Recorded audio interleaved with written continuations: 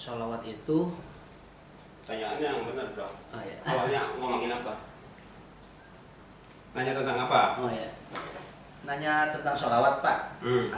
Artinya maksud sholawat itu seperti apa gitu kan? Sekarang itu kalau kita menangkap dari umum itu sholawat itu seperti misalnya sholawat kepada Nabi, mendoakan Nabi kan ya. Saya kira banyak orang yang belum puas gitu dengan jawaban itu, bukan saya aja kayaknya, Pak. Ya, apalagi yang menjadi persoalan samping itu. Itu. Ya, artinya ketidakpuasan itu sebatas apa? Kenapa tidak puas dengan jawaban yang ada? Artinya jawabannya itu berbunyi seperti apa? Yang membuat tidak puas itu. Jadi jawaban itu sebenarnya nggak ada yang mengena gitu. Misalnya kita bertanya sholawat itu apa? Pokoknya mari bersolawat kepada Nabi. Bersolawat kepada Nabi ketika ditanya artinya apa itu sebenarnya nggak bisa diartikan kelihatannya itu kalau Iya, ya, makanya saya mau dengar jawabannya yang diketahui oleh Mumu seperti apa jawabannya. Tadinya apa? Jawaban dari mereka itu seperti apa tentang Ya. sholawat? Bersolawat kepada. Nah saya pernah dengar nih di kampung Nah, itu ya. sholawat itu ibaratnya kita itu misalnya katanya dia menggambarkan sawah tuh Pak. Ketika kita mengairi sawah dengan ibaratnya sholawat itu airnya gitu. Sawah nanti kan sawah itu lama-lama airnya penuh tuh sawah yang lain. Nah, nanti itu airnya itu turunlah ke sawah kita ya gitu. Jadi yang diairi sawah siapa? Jadi mungkin sawah orang dulu atau sawah siapa? Nah, tuh pernah saya dapat jawaban seperti itu, Pak. Jadi yang diairi sawah siapa? Kalau yang nanti banjir ke sawah lain, berarti yang diairi sawah Nabi. Sawah Nabi, betul. Karena kan kita selalu berselawatnya kepada Nabi, Iya. gitu kan? Istilahnya kita kecipratan kali ya. Nah, jadi kayak trickle down effect gitu ya. Iya. Ya. Jadi ingat Pak Harto kalau soal itu. Artinya Pak Harto kan membesarkan, menumbuhkan konglomerat gitu kan, biarkan mereka berkembang maju, membesar. Nanti ada trickle down efeknya itu ketika mereka itu sudah kaya, kan otomatis yang miskin akan kebagian gitu. Dapat luberannya. Iya, lebarannya. Domino efek juga dong. Dapat cipratannya. Jadi itu nggak puas ya? Itu membuat siapa? Mumu Saya. nggak puas. Belum puas, Pak. Jadi mari kita perhatikan dulu dari segi kata ya. Jadi yang pertama kita perhatikan itu adalah sholawat.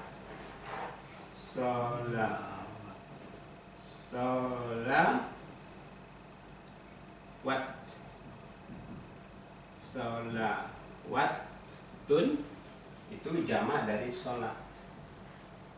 Jamak dari sholat. Jamak dari sholat.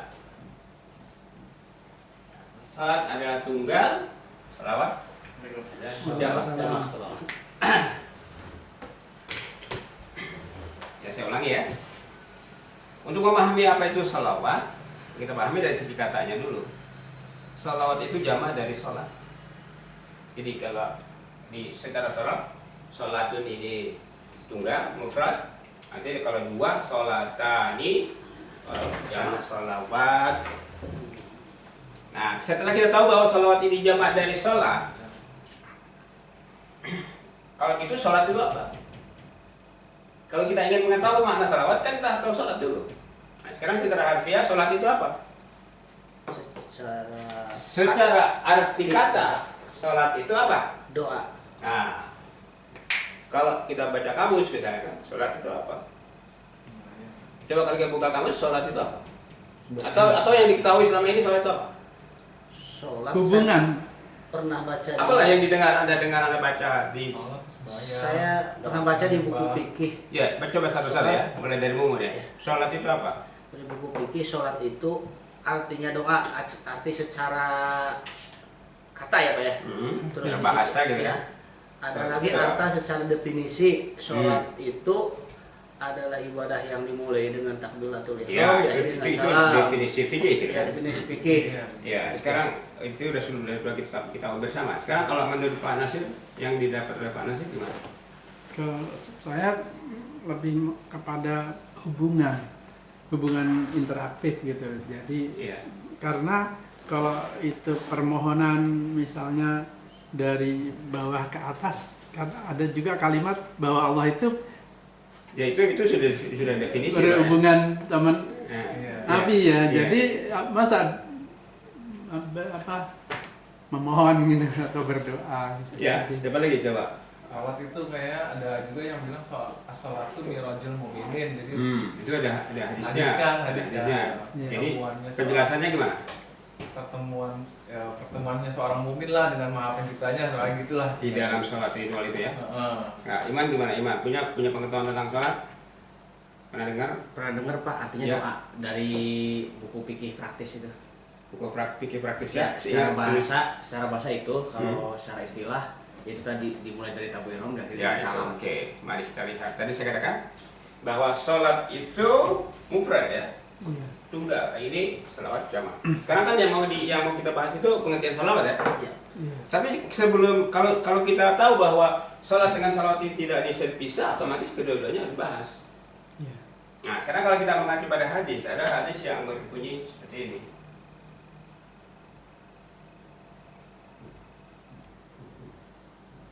As-salatu.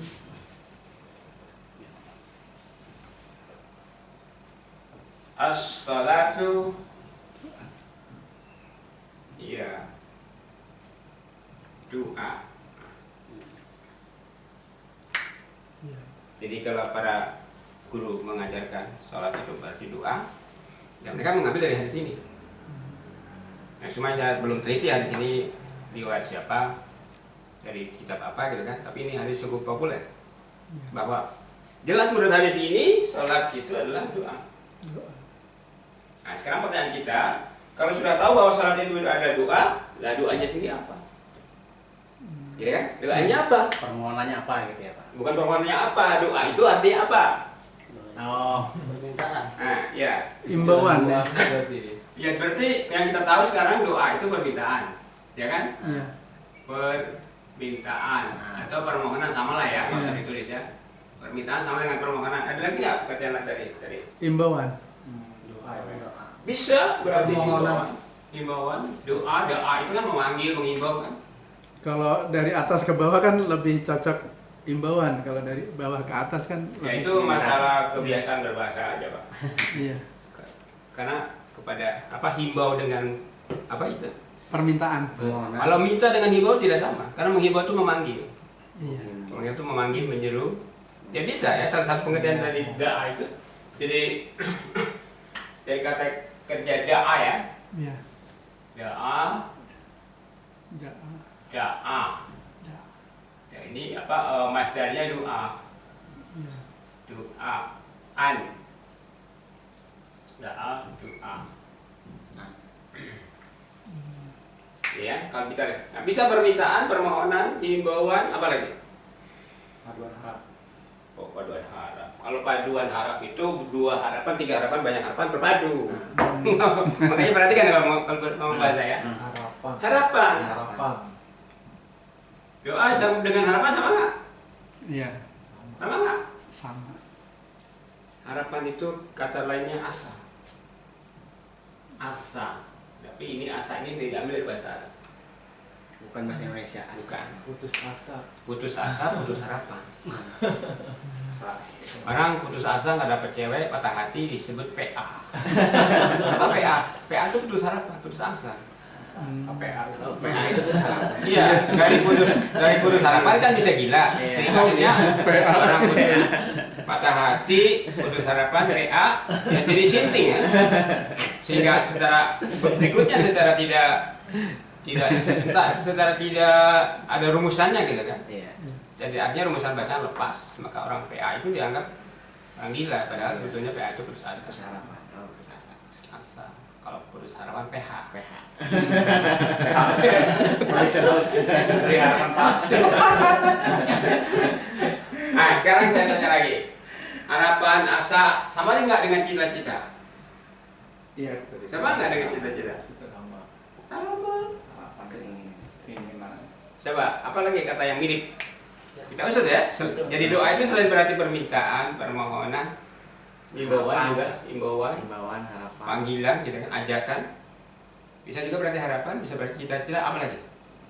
Sekarang kalau misalnya cita-cita ini menggebu-gebu di dalam diri kita. Wah, katakanlah misalnya sekarang yang kuliah siapa? Saya kuliah. Kuliah. Kamu kuliah jurusan apa? Yang ini politik apa? Fisip. Pengen jadi apa? Pengen jadi pengacara. bapak. Pengen jadi apa? Pengen jadi apa? Jadi presiden. Oke, pengen jadi apa kayak gitu. Sekarang kan keinginan itu doa bukan? Doa. Doa kan? Doa itu bersambung apa enggak? Apa cuma sekali-sekali? Bersambung, Pak. Bersambung terus-menerus kan? Bener. Nah sekarang kuat nggak? Doanya kuat nggak? Harapannya kuat nggak? Harapannya kuat. Kalau gitu bisa disebut ambisi nggak? Oh iya bisa. Bisa. Iya. Kalau gitu cerita apa harapan? Ambisi. Doa itu bisa berarti ambisi. Ambisi ya. Nah sekarang ada orang berambisi untuk menjadi sesuatu apapun gitu kan. Dan itu kok ambisi itu begitu selalu mengganggu dia gitu kan. Dalam dia ketika bangun dia ingat, ketika dia tidur terbawa mimpi gitu kan. Ketika dia ngomong ngumpul dengan orang yang terpikir cuma itu aja gitu. Apa itu? Kira-kira apa itu namanya yang kayak gitu? Misalnya si Anu itu tertitik-titik banget sama Anu. Tergila-gila. Tergila-gila atau bahasa aslinya apa? Terobses. Terobsesi. Kalau itu doa sama dengan obsesinya. Ya, obsesi. Bisa nggak? Bisa, bisa. Ini kan tinggal masalah tingkat keras tidaknya, Iya. intensitasnya aja kan? Kadarnya aja. Levelnya. Dari segi makna dasar, ya Sama. doa itu bisa berarti apa? Obsesi. Obsesi. Iya, satu rangkaian. Iya, satu rangkaian makna. Ya, makanya kita mau memahami bahasa itu jangan sempit ya. Karena kalau kita buka kamus juga setiap kata itu ada kemungkinan beberapa makna gitu. Nanti cocok-cocokannya itu pada konteksnya. Nah sekarang kita ketika kita ngomong sholat, umumnya orang ngomong sholat itu kan sholat ritual ya. Ketika kita ngomong sholat itu sholat. Pada umumnya orang ngomong sholat itu ritual.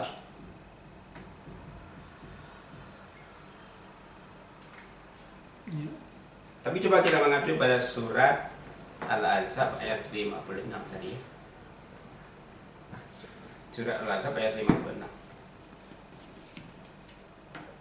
Itu salah satu acuan kita dan itu juga menjadi salah satu acuan para pembalik untuk mengajak orang bersalawat kan? Ya nggak? Misalnya dalam sholat Jumat itu hampir selalu para ustadz, para khatib itu mengutip ayat itu. Ini menjadi ayat kecoan. Gimana bunyi ayatnya? Innallaha wa malaikatahu yusholluna 'alan nabi ya ayyuhalladzina amanu shollu 'alaihi Malaikatahu yusholluna 'alan nabi. 'alan nabi. 'Alan nabi. Ya, Ya, terus ya ayyuhalladzina amanu.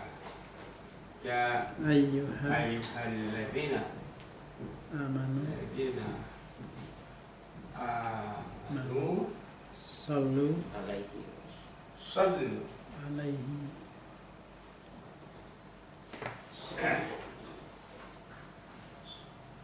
sallu alaihi wasallimu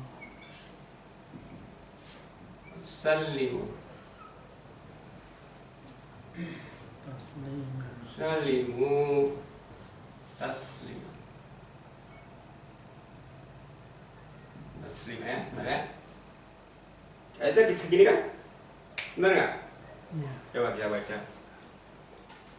Inna Allaha wa malaikatahu yusalluna 'alan nabi ya ayyuhalladzina amanu sallu 'alaihi wa sallimu taslima.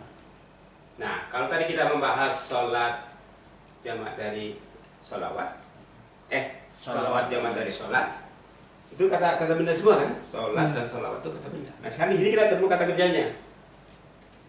Yusalluna, Ya. saluna. Jadi kalimatnya itu salat, Salat. kalimatnya itu salat. Salat adalah salat. Ini ya, Ya. Salah. Salah yusalli. Nah, kalau salah yusalli, yusalliyani, yusalluna. Jadi jamak lagi ya. Jadi coba kita lihat kenapa ini pakai kata kerja jamak? Kenapa? Karena yang bersalawat di sini kalau kita artikan bersalawat ya, untuk sementara. Ya. Yang bersalawat di sini pertama Allah, Allah, kedua malaikat. malaikat ini jamak. Iya. Cuma dari malakut. Jadi Allah satu, malak enggak berapa malak, semua malak barangkali, sehingga malaikat bersalawat maka pakai yusalluna. Jadi Allah satu, entah berapa juta, entah berapa miliar malaikat yusalluna ala nabi. Iya. Nah sama ini diartikan kalau salawat kepada Allah itu ada yang bawa terjemahan apa enggak? Kalau salawat kepada Allah itu Allah memberikan rahmat. Iya. Ya pertama nabinya dulu ya, nabinya ini Nabi Muhammad ya. Nabinya ini Muhammad.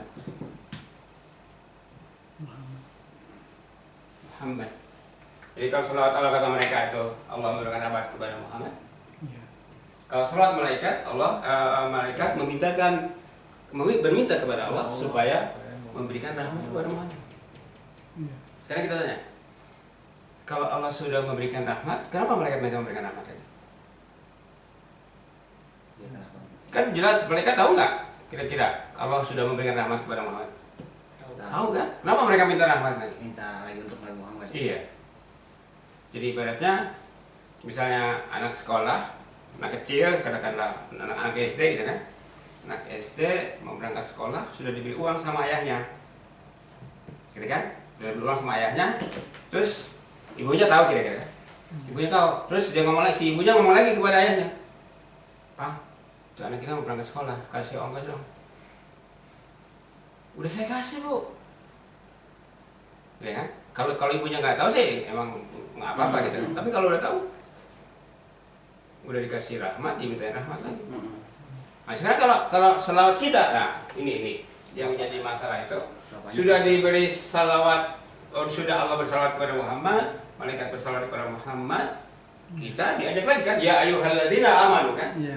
Katakanlah kita orang beriman kan GR-nya kan? Ya apa? Karena itu merupakan harapan ya, doa ya. Benar-benar jadi ambis. Obsesi. Wahai orang yang beriman, bersalawatlah. Kira-kira apa? Yang diajarkan kepada kita selama ini kan kita diharapkan untuk mendoakan kepada Nabi berdoa kepada Allah supaya Nabi Muhammad itu terus menerus dicurahi rahmat itu kan. Karena seperti tadi logikanya kayak nanti akan terjadi trickle down effect itu kan. Jadi kalau Nabi Muhammad sudah banjir dengan rahmat dari Allah gitu kan, otomatis rahmatnya itu akan melimpah ke kita. Itulah logika para ustadz selama ini, para mubalik, para kiai, para ulama gitu kan. Ya ini entah itu nanti benar atau enggak, ya ternyata tadi ada yang merasa nggak puas. Ini kurang nyaman. Iya nggak? Ya nggak kena gitu. Secara logikanya nggak kena gitu kan. Sehingga tadi mau menyebutkan, dan saya juga sering dengar, sering baca bahwa pada poin itu ketika kita menjelaskan salawat dalam pengertian seperti itu menjadi titik lemah. Titik lemah bagi agama Islam karena seperti itu. Bagi siapa? Bagi orang Kristen. Misalnya ya, kenapa menjadi titik lemah? Karena orang Kristen dengan mudah mengatakan Muhammad itu bagaimana bisa menyelamatkan pengikutnya, sedangkan dia sendiri didoakan terus-menerus oleh pengikutnya, gitu kan? Bagaimana dia bisa menyelamatkan kalau dia sendiri tidak dijamin selamat? Kenapa tidak dijamin selamat? Karena toh didoakan terus oleh umatnya, gitu kan? Bagaimana kita bisa bergantung pada orang seperti itu, gitu kan? Nah, sedangkan Yesus itu jelas dia juru selamat, gitu kan? Nah, itu kan? Nah, ini jawaban seperti ini tidak memuaskan, bahkan bisa jadi bikin kita malu, gitu kan?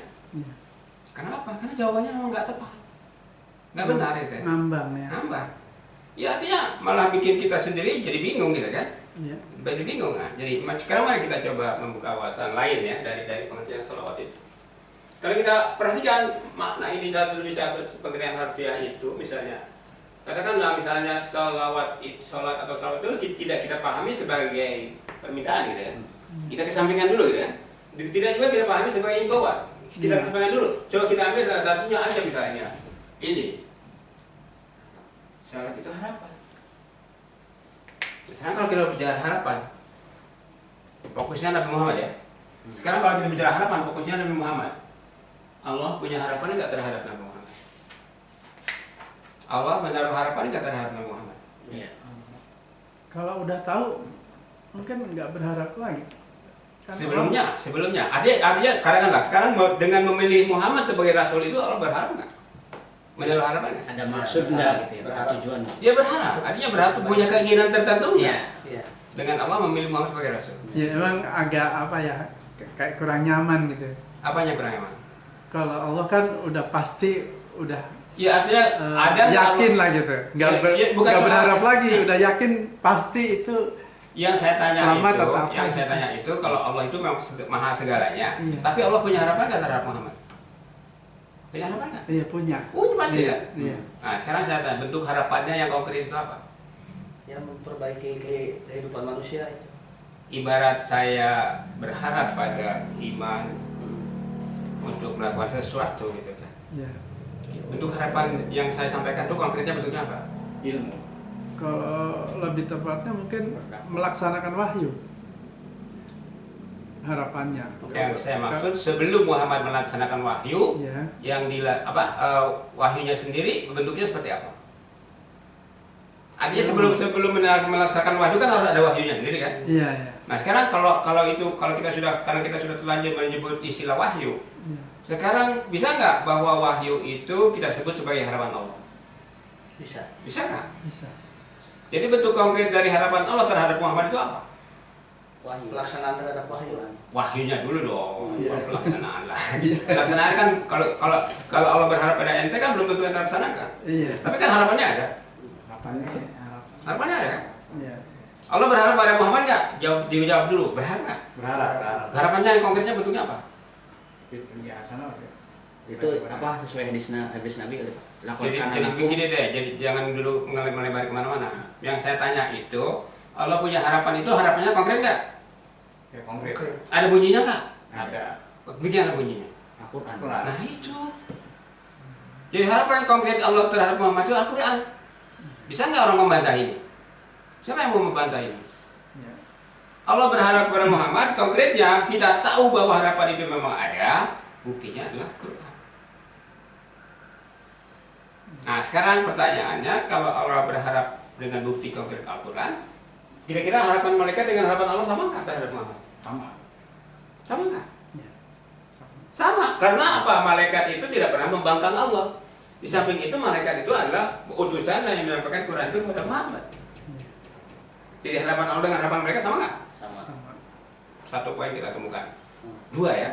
Pertama, harapan konkret Allah itu bentuknya Quran, bentuk konkretnya Quran. Yang kedua, harapan mereka tidak akan berbeda dengan harapan Allah, karena mereka adalah pembawa wahyu itu, penyampai wahyu itu. Nah, berikutnya, harapan mukmin dengan harapan Allah dengan harapan mereka sama kan? Harusnya sama. Harusnya sama. Ya, harusnya sama. Allah menurunkan Al-Quran dibawa oleh malaikat, terima oleh Nabi Muhammad, Nabi Muhammad mengajarkan, lalu timbullah mukmin. Si mukmin berharap untuk menjalankan Quran kan? Iya. Iya. Nah kalau gitu kita berselawat. Sallu ala Nabi itu apa kalau gitu? Ini kan kata perintah ya. Sallu alaihi, bersalawatlah kalian kepadanya. Ya, terjemahan selama ini kan. Sekarang kalau kita sudah memahami bahwa isi dari selawat itu bentuk konkret selawat adalah Quran. Jadi sallu alaihi-nya gimana? Muhammad adalah orang pertama yang menerima Quran. Dia ada di living Quran, Quran yang berjalan, Quran hidup. Lalu sikap mukmin terhadap Muhammad bagaimana? Berhubungan baik sih ya kalau ini. Contoh. Kalau Mengharap. redaksi. Laqad kana lakum fi Rasulillah Uswatun hasanah. uswatun hasanah. Rasulullah itu posisinya sebagai teladan. Teladan bagi siapa? Bagi para mukmin. Iya. Mukmin. Kalau gitu harapan mukmin terhadap Muhammad apa? Mencontoh. Coba kalau di kalimatnya dikonkretkan dengan kalimat mumu sendiri, bahwa mumu punya harapan terhadap Muhammad, bagaimana harapannya? Iya. Dalam bentuk doa, ya Allah, coba. Ya. Ya Allah saya, Ya Allah, saya berharap agar saya, agar saya Apa? seperti Nabi. agar saya seperti Nabi Muhammad. Bagaimana seperti Nabi Muhammad? Maksudnya ini Contoh. gitu. Iya, agar saya seperti halnya Meneladani. Nabi Muhammad mampu menjalankan perintahmu Al-Quran. Berperilaku agar saya mampu menjadi seperti halnya Muhammad, menjadi Quran yang hidup. Walaupun nggak harus sama gitu kan, tapi kan yang teladan Nabi Muhammad. Kalau gitu berselawat atas Nabi artinya apa? Kita memadu harapan pribadi kita menjadi sama seperti harapan Nabi. Yang harapan Nabi itu ya sumbernya Al-Quran, wahyu Allah gitu kan. Seperti harapan Allah sama malaikat kali Pak. Iya kan ke Quran dulu kan. Yang kita konverkan ke Quran dulu kan. Yang Quran itu tidak lain merupakan harapan Allah yang disampaikan oleh malaikat kepada Nabi. Seperti harapan Allah. Jadi kita menjawab perintah, aja menerjemahkan perintah ini gimana? Ya ayyuhalladzina amanu shallu alaihi. Wahai orang-orang yang beriman, berharap hiduplah kalian. Berharaplah kalian untuk hidup meneladani Muhammad, yakni sebagai pelaksana Al-Quran ini. Nah, berikutnya adalah mari kita bacakan istilah salimu. Ini kata perintah juga ya. Salimu. Coba di terjemahan yang ada salimu apa? Selamat. Selamat ya. Coba terjemahan depan seperti apa? Ucapkan salam penghormatan. Ucapkan salam penghormatan. Udah kita disuruh ngedoain gitu kan, supaya dapat terkenal ibaratnya tadi. Disuruh mengucapkan apa? Salam penghormatan. Salam Penghormatan. Gimana salam penghormatan itu? Coba kita kan tinggal begini. Bagaimana salam penghormatan terhadap Nabi Muhammad bagaimana? Gimana ya? Ya paling yang terjadi selama ini. Ahmadiyah Habibie itu. Coba perhatikan. Ada ya? Coba perhatikan. Yang terjadi selama ini yang kita saksikan adalah ketika para ustaz membaca ayat ini, ya ayyuhalladzina amanu sallu alaihi Allahumma salli ala. Kan mereka menjawab Allahumma salli ala Muhammad. Itu lagi yang dibaca. Iya. Jadi itu jawaban bukan? Bolak-balik main pingpong. Ya, interaktif. Jadi antara perintah dengan jawaban nyambung kan? Enggak. Bersalawatlah kepada Nabi Allahumma salli. Jadi doa lagi kan? Iya. Itu salam apa itu salam penghormatannya? Jadi sini masalahnya pada istilah pengertian kata salimu ya. Ya. Jadi salama itu bentuk lanjutan dari kata salima. Salima, selamat. Nanti bentuk lainnya itu bisa salama, bisa aslama ya. Nanti kalau 3 hurufnya salima, 4 hurufnya bisa salama, bisa aslama. Nah, aslama itu kalau dari kata aslama bisa berarti menyerahlah atau menyerahkan, bisa juga berarti masuk Islam. Begitu juga dengan salama. Jadi kalau aslama bisa berarti masuk Islam, salama juga bisa berarti masuk Islam. Jadi kalau apa itu? Kalau kita ingat bahwa akar kata dari ini adalah 3 hurufnya salima, gitu kan? Salima ini bisa jadi aslama, bisa menjadi salama. Dan kalau kita ingat bahwa menjadi mukmin itu tidak mungkin bisa kalau tidak berislam. Coba. Bisa nggak menjadi mukmin tapi tidak berislam? Nggak bisa. Jadi kata-kata salimu itu bisa merupakan perintah berislamlah kalian. Tasliman se-Islam-Islamnya. Atau apalah. Berserah diri. Kalau di Ya berserah diri tanpa Islam bisa nggak? Kan ada sarananya untuk berserah diri. Emang bisa berserah diri asal semua gue sembarang aja bisa nggak? Iya. Nah, sarana untuk berserah diri terhadap Allah itu adalah Islam. Benar nggak? Benar. Coba di cross check kepada para kiai ya. Berserah diri kepada Allah itu adalah berislam. Kata siapa? Kata si Hussein gitu kan. Benar nggak ini Pak Kiai? Oh salah. Gimana salahnya? Jadi secara bahasa bisa dipertanggungjawabkan bahwa ketika kita mengatakan misalnya pakai kata kalau pakai kata aslama, aslim masuk Islam lah, atau salim masuk Islam sama. Kalau kita mengingat bahwa Quran itu diturunkan sebagai satu visi yang kemudian menjadi program. Programnya itu apa? Dinul Islam. Jadi kalau kita memandang Al-Quran sebagai visi gitu ya, maka visi itu kan diterjemahkan, dijelmakan menjadi program. Apa programnya? Dinul Islam. Jadi kalau gitu, salimu taslima itu apa? Wahai kalian yang beriman, berislamlah kalian se-Islam-Islam. Nanti terserah Islamnya mau diterjemahkan menyerah, patuh, pasrah, atau apa gitu kan. Tapi yang jelas sebagai satu istilah, Islam itu dinul Islam.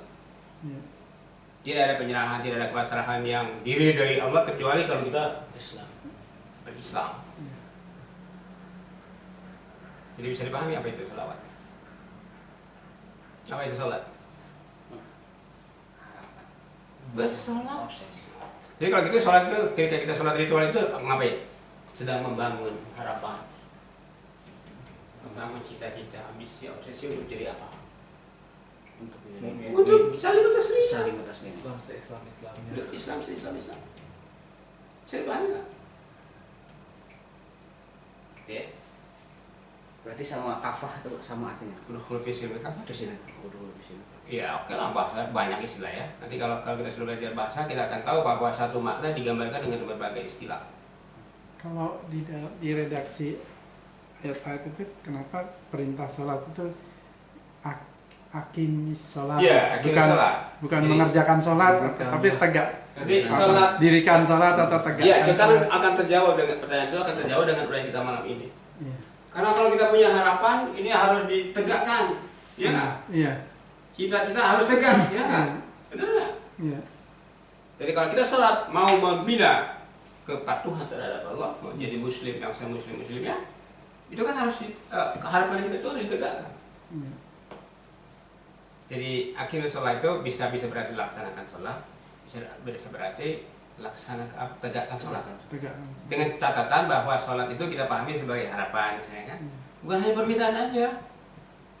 Kalau kita pahami doa sebagai permintaan, kan itu kadang-kadang aja kan, sifatnya kadang-kadang. Tapi kalau harapan kan sesuatu yang hidup terus menerus. Makanya kalau orang sudah putus asa kan berarti hidupnya sudah selesai. Kalau wujudnya kan bukan cuma harapan. Wujudnya maksudnya apa? Wujud dari harapan itu kan ya, kita kan bicara harapan dulu. Aturan atau apa? Iya, kita kan bicaranya harapan dulu. Kalau sudah kita konkretkan bahwa harapan Allah itu secara keseluruhan terdapat dalam Quran. Quran itu kan isinya apa? Perintah, larangan, informasi, segala macam. Ya, jadi kita intinya dulu bahwa Allah itu mempunyai satu harapan, mengamanahkan, menitipkan satu harapan kepada Muhammad melalui malaikat yang menyampaikan harapan itu, dan bentuk dari harapan itu adalah Al-Quran. Makanya kepada orang-orang yang beriman, yang artinya sudah dapat dakwah Muhammad, salimu taslima. Jadi kalau kalian mau menegakkan harapan itu, harus berislamlah kalian se-Islam. Artinya inti dari salawat itu. Jadi inti dari salawat itu adalah penegakan harapan. Pada penegakan harapan Allah, yang sama dengan harapan malaikat, yang sama dengan harapan para nabi, bukan hanya Muhammad ya. Tapi kalau konteksnya Quran ya Muhammad. Muhammad bersalawat juga berarti.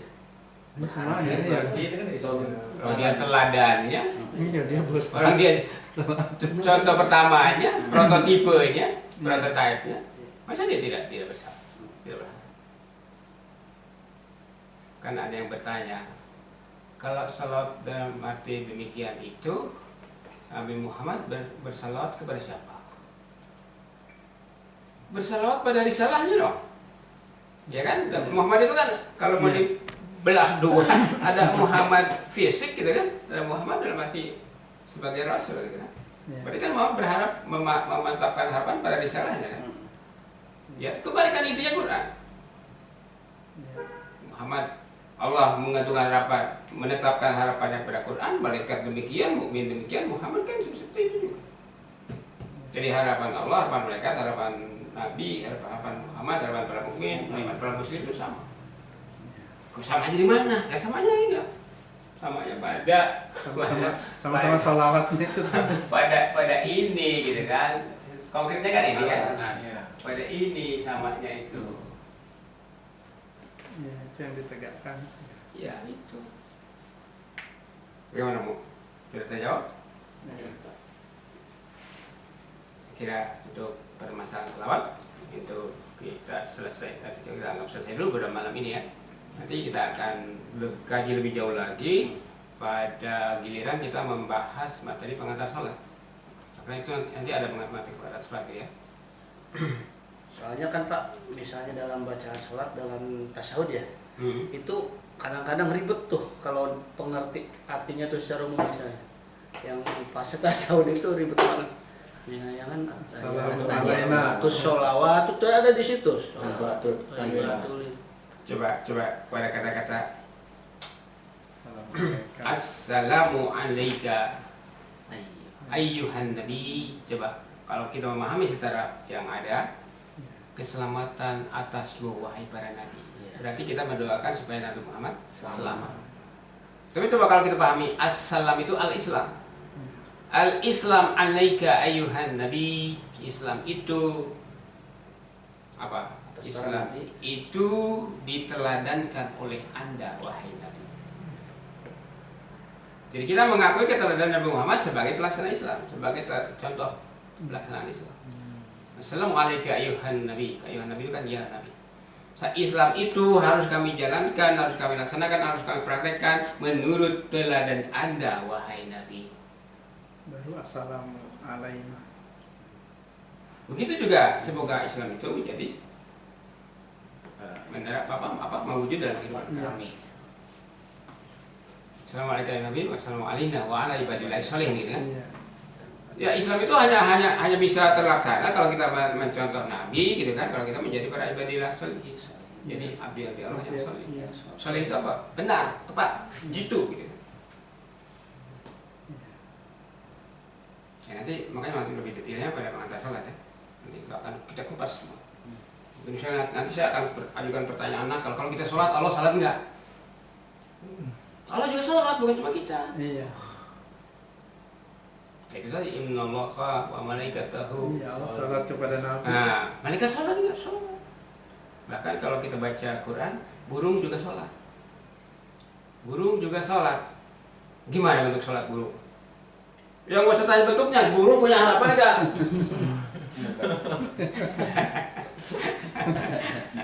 Bisa makan burungnya. Sekarang burung mah nggak punya harapan Pak. Apa? Orang burung mah nggak tahu dirinya sendiri burung, dianya sendiri burung juga. Ya, tapi kata Allah, burung juga ada sholatnya. Itu kalau kita menggunakan istilah sholat ya. Iya. Makanya nanti perwujudan sholat seperti apa? Kan nanti harus kita kaji lebih jauh. Ya sekian dulu untuk masalah sholat dan salawatnya. Mudah-mudahan untuk malam ini bisa dianggap selesai. Tapi nanti secara detail akan kita bahas, ya katakan di dalam materi pengantar sholat.